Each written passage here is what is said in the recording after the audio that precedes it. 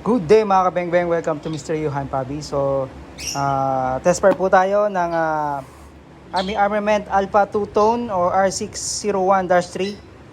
So, ito po ay color silver. Meron din tayong available na color black po nito. And syempre, meron yung previous na cap. And syempre, yan, may manual. So, may pre-sticker po yan nakasama. Ayan. And then meron yan na extra plate. And then magazine capacity 50 rounds.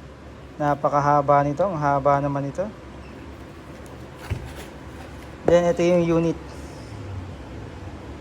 Alpha 2-Tone, John Wick 3. Yan, so may compensator, markings, naka-magwell, extended mag release. Napaka-solid nito, ang haba.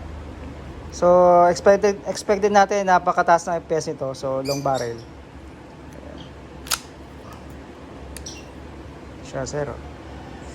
Solid. Ayan, so, may BBs and gas na po yan. Test natin. Ayan, so, passing magazine, clicking sound. Kasa. Release. Always trigger finger out. Toy only. Airsoft gas blowback pistol. Ayan, napakahaba sir. So, test pa natin.